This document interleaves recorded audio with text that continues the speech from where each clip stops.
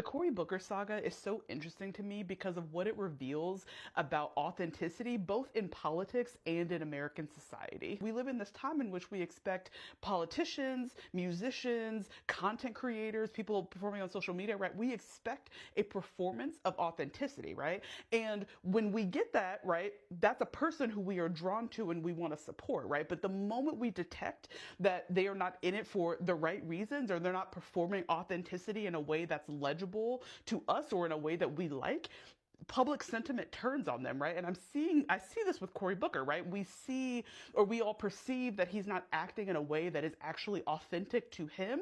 Therefore, people are turned off by him. But the balance of that performance is always so delicate, right? Because on one side, you can end up like Cory Booker, right? Someone who is seen as not being authentic, someone who is seen as performing, right? But then on the other side of that, you have someone like Zohran Mamdani, right? Who is also performing authenticity, but it's in a way that we all find affable and whimsical, right, and authentic. Therefore, we like him. And I'm using the word performance intentionally, right, because that's what it always is. Even if it's someone who is acting in a way that is authentic to who they are, when they are displaying that in a public setting, again, whether as a politician or a performer, they are still doing so in a way that is intentional in a way that they are doing to try to make legible to their intended audience. And the person who could teach a masterclass on this is Taylor Swift. The entire persona of Taylor Swift is a performance of authenticity, right? She's like, I'm not popular, I'm a loser, and I'm just normal like you, right? Like,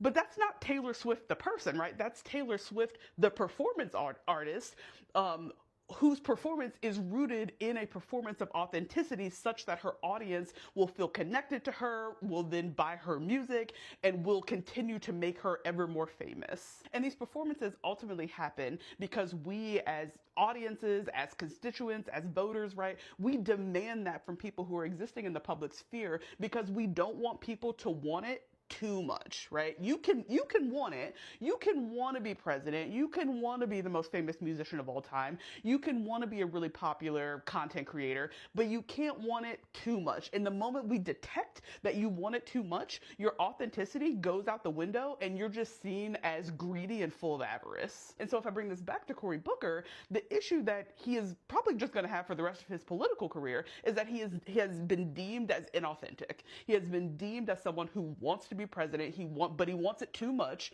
and he's too vocal and too visceral about it, and it's turned us all off. And so for me, in moments like this, it always brings up really interesting questions around, like, what is authenticity? Who has it? When do